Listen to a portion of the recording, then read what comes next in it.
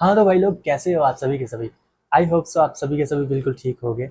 आज हम एक मूवी के बारे में बात करने वाले हैं जिसका नाम होने वाला है मार्क एंथोनी। तो बात कर लें मूवी की कहानी की तो ये एक मार्क नामी बंदे के ऊपर फोकस करती है जो कि एक मैकेनिक है। एक दिन उसके साथ ऐसा होता है कि उसकी पूरी जो लाइफ होती है वो चेंज हो जाती है। कुछ अनबिलीवेबल होता है जिससे वो बिल्कुल अनजान होता है। अब क्या होता है उसकी लाइफ में, किस तरह चीजें चेंज होती हैं, ये सब बातें जानने के लिए आपको देखनी पड़ेगी ये मूवी मार्क एंथोनी। तो ये बात सुन के अगर आप जाने वाले हो थिएटर तो रुक जाइए, अभी थोड़ा और इसके बारे में डिस्कस कर लेते हैं कि मूवी की कहानी कैसी होने वाली है, प्ले कैसा है, बैकग्राउंड कैसा है और ये पूरी की पूरी मूवी कैसी होने वाली है। ट्रेलर देखने के बाद मुझे लगा था कि ये मूवी जो है बहुत ज्यादा अच्छी होने वाली है या तो बहुत ज्यादा बुरी होने वाली है, क्योंकि इस मूवी का जो ट्रेलर था ना उसमें दिखाया जा रहा था कि टाइम मशीन के बारे में और बहुत सारी फाइट्स दिखाई जा रही थी। उन चीजों को देखने के बाद मुझे लग रहा था, मुझे पर्सनली लग रहा था कि ये मूवी बहुत अच्छी होने वाली है। मूवी की जो स्क्रिप्ट है ना वो बिल्कुल आपको ऐसे फुल फोकस्ड रखेगी भाई, हिलने नहीं देगी आपको, क्योंकि आगे क्या होने वाला है कुछ पता नहीं चलता। आपको कुछ भी दिखाया जा सकता है और आप अनएक्सपेक्टेड चीजें इसमें एक्सपेक्ट कर सकते हो। और अब बात कर ली जाए उनके लुक्स की, मतलब जितने भी कैरेक्टर्स थे उनके लुक्स काफी हद तक ठीक ठाक ही थे,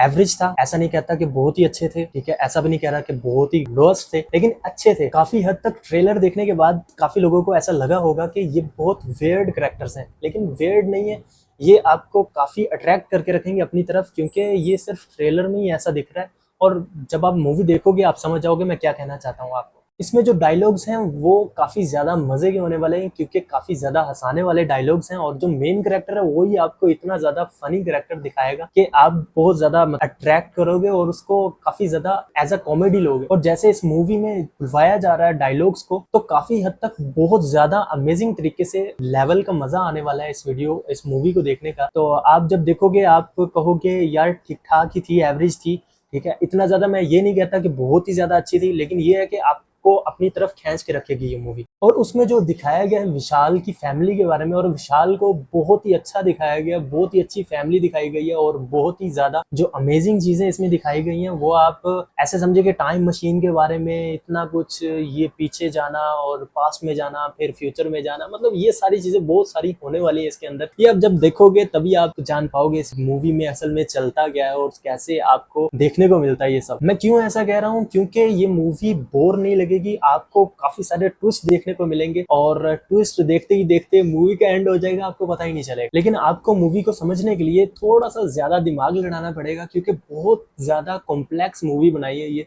मतलब आपको घुमा फिराए, इतना घुमाएगी ना कि भाई घुमा घुमा के आपको भूल जाएगा कि क्या होने वाला है, कैसे होने वाला है।